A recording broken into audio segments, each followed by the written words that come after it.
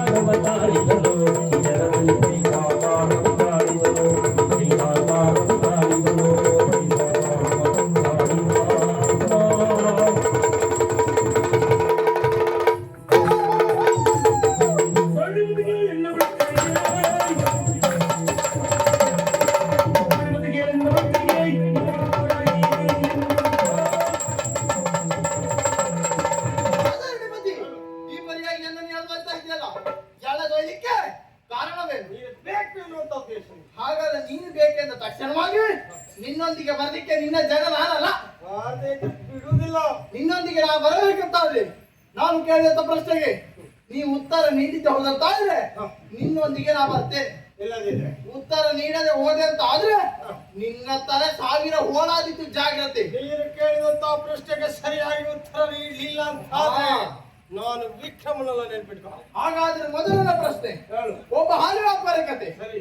ಅವರು ತನ್ನದಂತ ಪ್ರತಿನಿತ್ಯದ ಗಾಯಕದಂತೆ ಹಾಲನ್ನು ಮಾರ್ತಾ ಇರ್ತಾನೆ. ಮಾರುತ್ತಿರುವ ಸಂದರ್ಭದಲ್ಲಿ ಗಗನ ಮಾರ್ಗವಾಗಿ ಹಾರುತ್ತಿರುವಂತ ಗರುಡವು ತನ್ನ ಆಹಾರ ಮತ್ತು ಸರ್ಪವನ್ನು ಕಚ್ಚಿಕೊಂಡು ಹೋಗ್ತದೆ. ಸರಿ. ಹೋಗುತ್ತಿರುವ ಸಂದರ್ಭ ಸಾಯುವಂತಿದ್ದಂತ ಸರ್ಪವು ತನ್ನದಂತ ವಿಷವನ್ನು ಕಕ್ತದೆ. ಹೌದಾ? ಕಕ್ಕಿದಂತ ವಿಷವು ನೇರವಾಗಿ ಒಂದು ಹಾಲಿನ ಪಾತ್ರೆಗೆ ಬೀಳ್ತದೆ. ಅದನ್ನು ತಿಳಿಯದೇ ಇರುವಂತ ಹಾಲು ವ್ಯಾಪಾರಿಯು ಹಾಲನ್ನೆಲ್ಲ ಊರ ಜನರು ನೀಡುತ್ತಾನೆ. ಊರ ಜನರು ಹಾಲನ್ನು ಕುಡಿತಾರೆ. ಕುಡಿದಂತ ಸಂದರ್ಭ ಆ ಊರ ಜನರು ಸಾಯ್ತಾರೆ. ಊರ ಜನರು ಸತ್ತಂತ ಪಾಪದ ಲೇಪವು ಗರುಡವು, ಸರ್ಪವು, ಹಾಲು ವ್ಯಾಪಾರಿಯು ಪಾಪದ ಲೇಪ ಎನ್ನುತ್ತದೆ ಯಾರಿಗೆ ತರ್ತದೆ ಎನ್ನುವ ಹಾಗೆ ತಟ್ಟರೆ ಪೇಳು. ಪಾಪದ ಲೇಪ ಯಾರಿಗೆ ಎನ್ನುವುದಾಗಿ ನಿನ್ನ ಪ್ರಶ್ನೆ. ಮೊದಲನೇದಾಗಿ ಗರುಡ ಹಾವನ್ನು ಕಚ್ಚಿಕೊಂಡು ಹೋಗ್ತಾ ಇರ್ತದೆ. ಗರುಡನ ಆಹಾರ ಹಾವು, ಹಾಗಾಗಿ ಗರುಡನದ್ದು ತಪ್ಪಿಲ್ಲ. ಪ್ರಾಣೋತ್ಕ್ರಮಣ ಸ್ಥಿತಿಯಲ್ಲಿದ್ದಂತ ಹಾವು ವಿಷವನ್ನು ಕಕ್ಕುತ್ತದೆ. ಪ್ರಾಣೋತ್ಕ್ರಮಣ ಸ್ಥಿತಿಯಲ್ಲಿದ್ದವರು ಏನ್ ಮಾಡ್ತಾರೆ ಎನ್ನುವಂತ ಸಾಮಾನ್ಯ ಪ್ರಜ್ಞೆ ಅವರು ಹಿಡಿರೋದಿಲ್ಲ. ಹಾಗೆ ತಪ್ಪೇ ಆರದ್ದು ಹಾಲಿನ ಪಾತ್ರಕ್ಕೆ ಸರಿಯಾಗಿ ಮುಚ್ಚದ ಕಾರಣ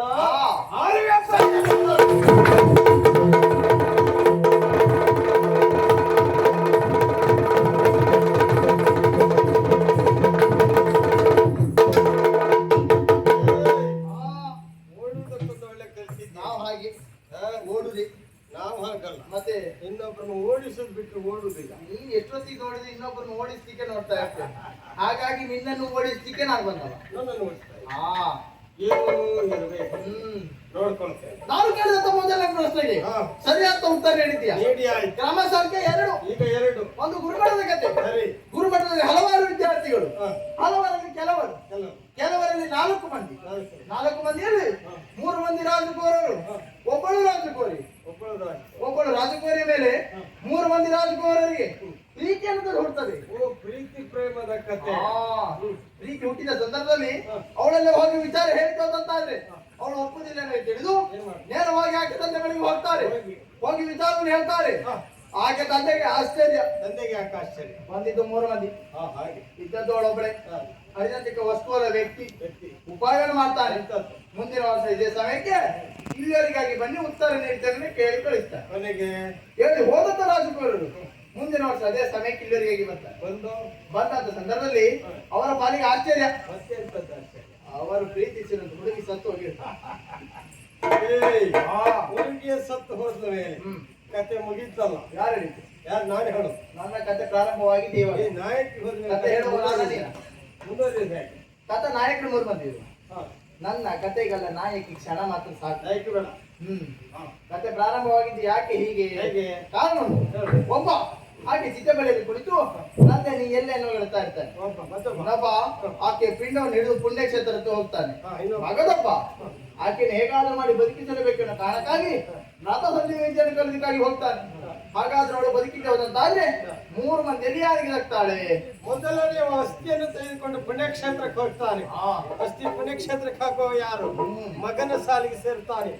ರಥ ಸಂಜೀವಿಯನ್ನು ತಂದು ಆಕೆಯನ್ನು ಬದುಕಿಸುತ್ತಾನೆ. ಬದುಕಿಸಿದವ ತಂದೆಯ ಸಾಲಿಗೆ ಸೇರ್ತಾನೆ. ನೀನಲ್ಲೇ ಇದಿಷ್ಟೀಗ ನಮ್ಮ ವ್ಯಾಪ್ತಿಯಲ್ಲೇ ನಾನಿದ್ದೇನೆ. ಬಿಟ್ಟು ಹೊರಗಡೆ ಹೋಗ್ಲಿಲ್ಲ. ಚಲನವಲನೆ ಬೇಕು. ನಾ ಇಲ್ಲೇ ಇದ್ದೇನೆ ಹೇಳಿದ್ದ. ನಾವು ಹಾಗೆ ಚಲನವಲನೆ ಇರ್ಬೇಕು. ನಲ್ಲೇ ನೀನು ಎಲ್ಲೆಲ್ಲ ಗುರುತಿಸ್ತಾ ಇದ್ದಲ್ಲ.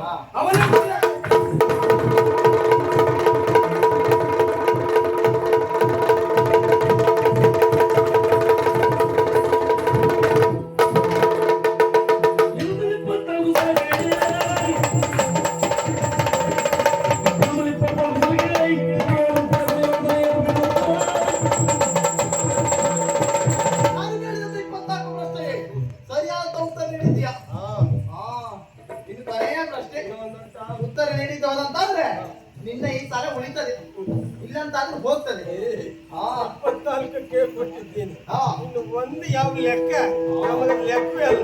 ಹಾಗಾದ್ರೆ ಒಂದೇ ಪ್ರಶ್ನೆ ಬೇರೆನಲ್ಲ. ಏನು? ಅಪ್ಪ ಮಗನ ಕತೆ. ಅಪ್ಪ ಮಗನ ಪ್ರಾಯಕ್ಕೆ ಬಂದಂತ ಮಗ, ಹೆಂಡತಿ ಕಳೆದುಕೊಂಡ ಅಪ್ಪ, ಇಬ್ಬರ ಆಲೋಚನೆ ಒಂದೇ, ಮದುವೆ ಆಗಬೇಕು ಏನು ಹಾಗೆ. ಈಗ ಮಗನಿಗೆ ಹೆಣ್ಣು ಸಿಕ್ಕುವುದಿಲ್ಲ, ಮತ್ತೆ ಅಪ್ಪನಿಗೆ ಹೆಣ್ಣು ಸಿಗ್ತದಲ್ಲ. ಪ್ರಾಯ ಇರುವಾಗಲೇ ಹೆಂಡತಿ ಹೋಗಿದ್ದಲ್ವಲ್ಲ, ವಿಚಾರ ಹಾಗೆ. ಹಾಗಾಗಿ ಮದುವೆ ಆಗಬೇಕು ಏನು ಹಾಗೆ ಆಲೋಚನೆ ಮಾಡಿದಂತವರು ಹುಡುಗಿಯನ್ನು ಹುಡುಕುದಕ್ಕಾಗಿ ಹೋಗ್ತಾರೆ. ಹೋಗುತ್ತಿರುವ ಸಂದರ್ಭದಲ್ಲಿ ಮರು ಪ್ರದೇಶದಲ್ಲಿ 2 ಪಾದ ಚಿಹ್ನೆಯನ್ನು ಕಾಡ್ತಾರೆ. ಒಂದು ದೊಡ್ಡ ಪಾದ ಚಿಹ್ನೆ, ಇನ್ನೊಂದು ಸಣ್ಣ ಪಾದ ಚಿಹ್ನೆ. ಇವರ ಆಲೋಚನೆ ಹೀಗೆ, ದೊಡ್ಡ ಪಾದ ಚಿಹ್ನೆ ಅಪ್ಪನಿಗೆ, ಸಣ್ಣ ಪಾದ ಚಿಹ್ನೆ ಮಗನಿಗೆ ಹಾಗೆ. ಅದೇ ಪ್ರಕಾರ ಮದುವೆ ಆಗ್ತಾರೆ. ಮದುವೆ ಆದ್ಮೇಲೆ ಆಶ್ಚರ್ಯ, ಮದುವೆ ಆದ್ಮೇಲೆ ಆಶ್ಚರ್ಯ ಕಾರಣ ಉಂಟು. ಅಪ್ಪ ಮಗಳನ್ನು ಮದುವೆ ಆಗಿ, ಮಗ ತಾಯಿಯನ್ನು ಮದುವೆ ಆಗಿ. ಹೀಗಾಗಿ ಕಾರಣವೇನು? ದೊಡ್ಡ ಪಾದ ಚಿಹ್ನೆ ಮಗಳದ್ದು, ಸಣ್ಣ ಪಾದ ಚಿಹ್ನೆ ತಾಯಿದ್ದು. ಹಾಗಾದ್ರೆ ಇವರ ದಾಂಪತ್ಯ ಪ್ರತಿಗೋಗಿ ಹುಟ್ಟುವಂತ ಮಕ್ಕಳಿಗೆ ಏನು ಸಮಾನ? ಆಚಾರವಿಲ್ಲದ ವಿಚಾರವನ್ನು ಪ್ರಚಾರ ಮಾಡುವುದೇವಿ ವಿಚಾರ. ನೀನು ಕೇಳಿದಂತ ಪ್ರಶ್ನೆಗೆ ಉತ್ತರ ಸರಿಯಾದ ಉತ್ತರ.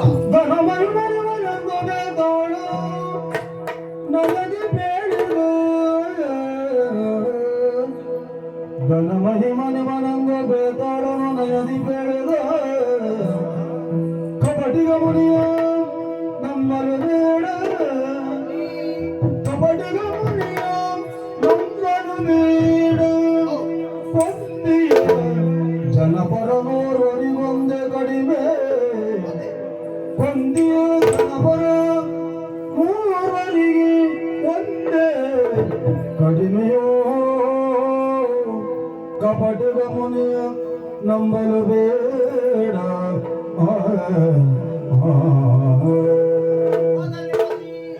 ನಾನು ಕೇಳಿದಂತ ಎಲ್ಲಾ ಪ್ರಶ್ನೆಗೂ ಸರಿಯಾದ ಉತ್ತರ ನೀಡಿ ಆಯ್ತು. ಹಾಗಾಗಿ ನಿನ್ನನ್ನೇ ಕೇಳ್ತಾ ಇದ್ದೇನೆ. ಈ ಪರಿಯಾಗಿ ನನ್ನನ್ನು ಎಳೆದೊಯ್ತಾ ಇದೆಯಲ್ಲ, ನಿನಗಾಗಿ ಎಳೆದೊಯ್ತಾ ಇದೆಯಾ ಇಲ್ಲ ಯಾರ ಪ್ರೇರಣೆಯಿಂದ ಎಳೆದೊಯ್ತಾ ಇದೆಯಾ? ಪಾಲಿಕನಿಗಾಗಿ ಎಳೆದೊಯ್ತಾ ಆತನ ಮಾತನ್ನು ಕೇಳಿ ಬಂದ್ಯಾ? ಆತ ನಂಬಬೇಡ, ಕಪಟಿಗ, ಮೋಸಕ, ವಂಚಕನ ಅಂತ. ನೀನ್ ಹೇಳುದು ಅವ ಸರಿ ಇಲ್ಲ ಅಂತ, ಅವ ಹೇಳುವುದು ನೀನ್ ಸರಿ ಇಲ್ಲ ಅಂತ. ನಿನ್ನಿಬ್ಬರು ಸರಿ ಇಲ್ಲಿದ್ದಾನೆ. ಯಾಕೆ ಕೇಳು? ಒಬ್ಬರ ಬಗ್ಗೆ ಮಾತಾಡಬೇಕಂದ್ರೆ ಪೂರ್ಣವಂತ ವಿಚಾರ ತಿಳ್ಕೊಳ್ಳಿ. ಅವನ ಬಗ್ಗೆ ಪೂರ್ಣವಂತ ವಿಚಾರ ತಿಳ್ಕೊಳ್ಳಿದೆ. ಏನ್ ತಿಳ್ಕೊಳ್ಳಿ? ಅವ ಮುನಿ ಅಲ್ಲ, ಯಾರವ? ಅರಸ. ಯಾಕೀಗ ಅವ ವೇಷ ಮಾಡಿದ್ದ, ಎಂತದ್ದು? ಚಟ್ಟವನ್ನು ಬಿಟ್ಟು ವೇಷ ಮಾಡಿದ್ದಾನೆ. ಯಾಕೆ? ಕಾರಣ ಉಂಟು. ಒಂದು ದಿನ ಕಾಡಿನ ಪ್ರಗಬೇಟೆಗೆ ಹೋದಂತ ಸಂದರ್ಭದಲ್ಲಿ ಕಾಡಿನ ತನ್ಮಧ್ಯ ಒಂದು ಶಿಲಾಶಾಸನವನ್ನು ಕಾಣ್ತಾನೆ. ಅದರಲ್ಲಿ ಉಲ್ಲೇಖವಾಗಿದ್ದು ಹೀಗೆ: ಒಬ್ಬ ಯೋಗ್ಯ ತಲೆ ಅಥವಾ 100 ಮಂದಿ ಅರಸರ ತಲೆಯನ್ನು ಕಡಿದು ಕಾಳಿಕ ಮಾತಿಗೆ ಒಪ್ಪಿಸಿದ್ದು ಹೋದಂತಾದ್ರೆ ಕಾಳಿಕ ಮಾತ್ರ ಪ್ರತ್ಯಕ್ಷಳಾಗಿ ಆತನ ಬೇಕಾದ ಬಯಕೆಯನ್ನು ಈಡೇರಿಸ್ತಾಳೆ ಎನ್ನುವ ಹಾಗೆ ಆಲೋಚನೆ ಮಾಡಿದಂತ ಆತ ಯೋಗ್ಯ ಸುದ್ದಿಗೆ ಹೋಗ್ಲಿಲ್ಲ. ತ್ರಿಕಾಲಜ್ಞಾನಿಗಳು ಅರಸರ ಸುದ್ದಿಗೆ ಹೋಗಿ ಇಷ್ಟರವರೆಗೆ 99 ಅರಸರ ತಲೆಯನ್ನು ಕಡಿದಿದ್ದಾನೆ. ಇನ್ನು ಉಳಿದಿರುವುದು ಒಂದೇ ತಲೆ, ಓದಿನ ಈ ತಲೆ. ಕಾರಣ ಉಂಟು, ಸತ್ಯವಂತ ಘಟನೆ ಹೇಳ್ತೇನೆ. ಆತ ನಿನ್ನ ಆಸ್ಥಾನಕ್ಕೆ ಬಂದಂತ ಸಂದರ್ಭದಲ್ಲಿ ಆತ ಹೇಳಿರುವಂತ ಮಾತು 99 ಬಾರಿ ನಾನು ಆಲೋಚನೆ ಮಾಡಿದ್ದೇನೆ, 100ನೇ ಬಾರಿಗೆ ನನ್ನ ತಲೆಗೆ ಒಳಗಿಟ್ಟು ನಿನ್ನ ತಲೆಗೆ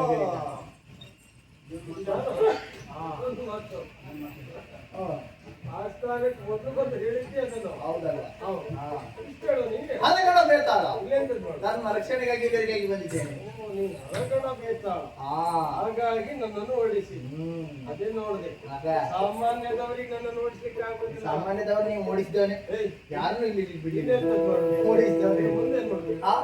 ನೀನು ಮಾಡಬೇಕಾದ ಕಾರ್ಯವಿಷ್ಟೇ. ಆ ಮುನಿಯ ತಲೆಯನ್ನು ಕಡಿದು ಕಾಳಿಕ ಮಾತೆಗೆ ಒಪ್ಪಿಸಿದಂತಾದ್ರೆ ಕಾಳಿಕ ಮಾತೆಯು ಪ್ರತ್ಯಕ್ಷರಾಗಿ ನಿನ್ನ ಬೇಕಾದ ಬಯಕೆಯನ್ನು ಈಡೇರಿಸ್ತಾಳೆ. ಮತ್ತೆ ಅಷ್ಟೇ ಅಲ್ಲ, ನಿನ್ನ ಜೀವನದಲ್ಲಿ ಎಲ್ಲಾದ್ರೂ ಕಷ್ಟಪಟ್ಟು ಅಂತಾದ್ರೆ ನನ್ನನ್ನು ಸ್ಮರಿಸು.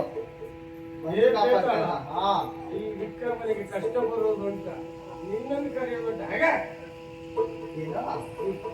ಕಷ್ಟ ಬರುವುದನ್ನ ನಾನು ತಪ್ಪಿಸಿದ್ದೇನೆ, ನನ್ನಲ್ಲಿವರೆಗೆ ನಿನ್ನನ್ನು ಬಲ ಮಾಡಿಕೊಂಡು. ಅದಕ್ಕೆ ಇನ್ನಾದ್ರೂ ಬೇರೆ ಹೇಳೋದು ಕೇಳುದು ಬಿಡು.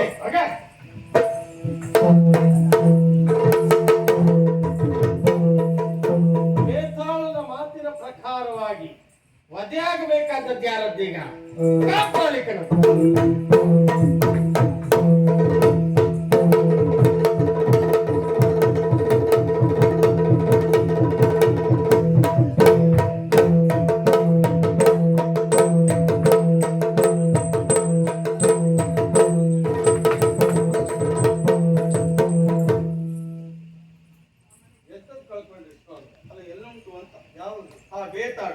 ಬೇತಾಳವನ್ನು 99 ಬಾರಿ ಹಿಡಿದೆ, 3ನೇ ಬಾರಿಗೆ ಬೇತಾಳ ಹೇಳಿ ಇನ್ನು ಯಾವುದೇ ಕಾರಣಕ್ಕೂ ಕಾಪಾಲಿಕರಿಗೆ ನನ್ನಿಂದ ಉಪದ್ರ ಆಗುವುದಿಲ್ಲ ಅಂತ ಹೇಳಿ ಬೇತಾಳ ಹೋಯ್ತು. ಬೇತಾಳ ಹೊರಟೋಯ್ತು. ಬೇತಾಳನಿಂದ ಉಪದ್ರ ಇಲ್ಲ ನಿಮ್ಗೆ. ಮತ್ತೆ ನಾನಿದ್ದೇನೆ. ಇದು ನಿಮ್ಮಿಂದಲೇ ಉಪದ್ರ. ಹಾಗೆಲ್ಲ ಸ್ವಾಮಿ. ಮತ್ತೆ ಬೇತಾಳ ಬಂದ್ರೆ ನಾನಿದ್ದೇನೆ. ಯಾಗ ಪ್ರಾರಂಭ ಮಾಡಿ. ಯಾಗ ಪ್ರಾರಂಭ ಮಾಡುದು ಹೋದ ಪುಣ್ಯಾತ್ಮ. ಯಾಗದಲ್ಲಿ ಕುಳಿತುಕೊಳ್ಳುವರು ಯಾರಿಲ್ಲ. ಯಾರು ಕುಳಿತುಕೊಳ್ಳಿ? ನಾನ್ ಬಿಟ್ರೆ ನೀನು ಬಿಟ್ರೆ ನಾನು. ಹಾಗಾದ್ರೆ ಯಾಗ ರಕ್ಷಕ ನಾನೇ ಆಗ್ತೀಯಾ? ಎಂತದ್ದು ಸರ್? ಎಲ್ಲಿ ಹೊರಟೆ? ಸ್ನಾನ. ಕೈಯಲ್ಲೇನು?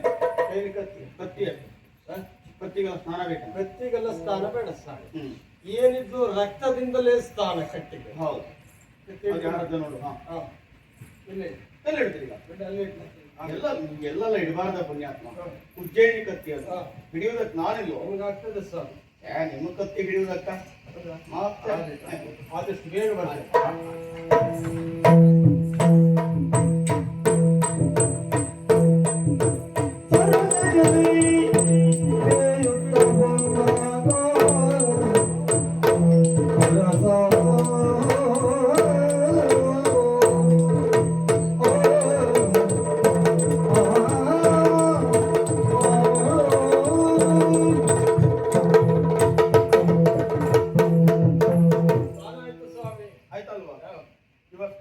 ಇವತ್ತೆಲ್ಲ ದಿನ ಆಗ್ತದೆ. ಇವತ್ತಿಲ್ಲ. ತೊಂದರೆ ಇಲ್ಲ. ಸ್ಥಳ ಬದಲಾವಣೆ. ಪ್ರದಕ್ಷಿಣೆ ಪ್ರದಕ್ಷಿಣೆ ಪುಣ್ಯಾತ್ಮ. ಅಪ್ರದಕ್ಷಿಣೆ. ಪ್ರದಕ್ಷಿಣೆ. ಪ್ರದಕ್ಷಿಣೆ ನಮಸ್ಕಾರ ಇಲ್ಲಿಂದ ಹಾಕ್ತೇನೆ ಸರ್. ಹಾಗೆ ಇನ್ನು ಮುಂದೆ ಸಾಷ್ಟಾಂಗ ನಮಸ್ಕಾರ ಆಗಲಿ. ಒಂದು ಬಾರಿ ತಪ್ಪಿದ್ದೇನೆ ಸರ್. ಇನ್ನೊಂದು ಬಾರಿ ತಪ್ಪುವುದು ಬೇಡಲ್ಲ. ಸಾಷ್ಟಾಂಗ ನಮಸ್ಕಾರ ಮಾಡುದು ಹೇಗೆ ಎಂಬುದಾಗಿ ನೀವು ಒಮ್ಮೆ ತೋರಿಸಿದ್ರೆ ಸಾಕು. ನಾನು ಹಾಗೇ ಮಾಡ್ತೇನೆ. ನೋಡ್ತಾ ಇರು ಸರಿಯಾಗಿ. ಒಮ್ಮೆ ಮಾತ್ರ. ಈಗ ಸಾಷ್ಟಾಂಗ ನಮಸ್ಕಾರ ಮಾಡೋದಕ್ಕೆ ಹೊರಟವ್ರಿ. ಸಾಷ್ಟಾಂಗ ನಮಸ್ಕಾರ ಅಂದ್ರೆ ಏನು? ದೇಹದಲ್ಲಿರುವಂತಹ ಅಷ್ಟಾಂಗಗಳು ಭೂಮಿ ಸ್ಪರ್ಶ ಆಗಬೇಕು. ನೀವು ಒಂದು ಕೈಲಿ ದಂಡ, ಒಂದು ಕೈಲಿ ಕತ್ತಿ ಹಿಡ್ಕೊಂಡು ನಮಸ್ಕಾರ ಮಾಡಿದ್ರೆ ಅದು ಆಗ್ತದ? ಆಗುದಿಲ್ಲ. ನನ್ನ ಕತ್ತಿ ನನ್ ಕೊಡಿ. ಯೋಚನೆ ಮಾಡಬೇಡಿ ಸರ್. ಯೋಚನೆ ಮಾಡುವಂತ ಅಗತ್ಯ ಇಲ್ಲ. ಯೋಚನೆ ಅಂತ ಒಮ್ಮೆ ನೀವು ಸಾಷ್ಟಾಂಗ ನಮಸ್ಕಾರ ಮಾಡೋದಕ್ಕೆ ಹೊರಟ್ರೆ ತಲೆ ಬಿತ್ತನ್ನುವುದೇ ಅರ್ಥ. ಯಾರು ಆ ಬೇತಾಳ ಇಲ್ಲಿಗೆ ಬಿಡಿಯಲ್ಲಿ ಇದ್ದೀನಿ. ಕಳ್ಸಿಕೊಡ್ತೇನೆ.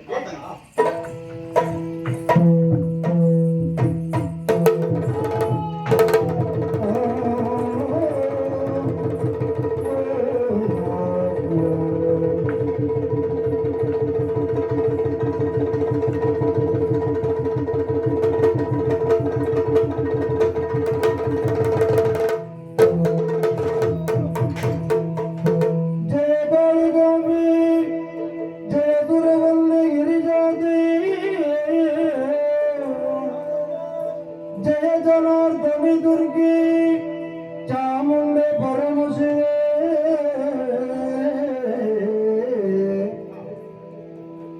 जय सर्व मंगला भरणी जय सर्व मंगला भरणी शांभवी बाललोचने शरणो शरणो शरणो शरणो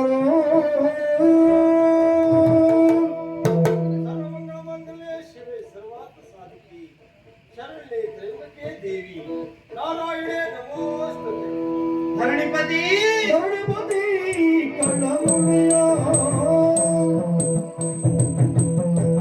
धरणिपति कणमुनिया शिर अभिदवನ ಮುಗಿದಿದೆಯೋ ಶಿರ ಅಭಿದವನ ಮುಗಿದಿದೆಯೋ ಕರಗತ ಸುಖ ಸಮೃದ್ಧಿಗಳ ಜಗವು ಕರಗತ ಸುಖ ಸಮೃದ್ಧಿಗಳ ಜಗವು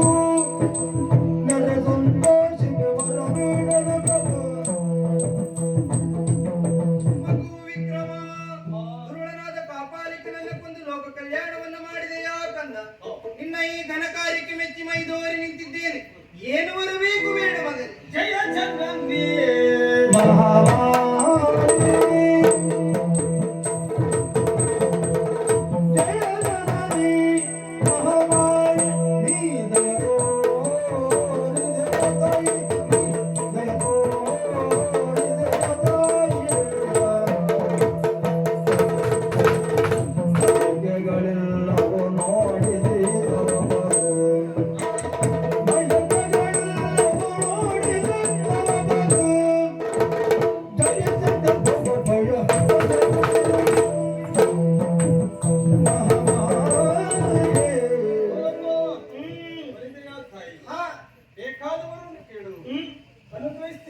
ಎಂಬುದಾಗಿ ಹೇಳ್ತಾ ಇದ್ದೆ. ಹೌದು ಮಗು. ಅಮ್ಮ, ಏನು? ನಿಮ್ಮ ದಿವ್ಯ ರೂಪವನ್ನು ಕಂಡೆ ನನ್ನ ಜನ್ಮವೇ ಪಾವನವಾಗಿ ಹೋಯಿತು ತಾಯಿ. ಓಹೋ. ನಿಮ್ಮನ್ನು ನೋಡಿದ ಮೇಲೆ ಬೇರೆ ಬೇಕೆಗಳೇ ನನ್ನ ಪಾಲಿಗಿಲ್ಲ ತಾಯಿ. ಯಾವ ವರವು ಮಗನ ಮೆಚ್ಚಿ ನಿನ್ನ ಗುಣಗಳ ಹೌದು ಮಗು. ಮಗನ ಮೆಚ್ಚಿದೆ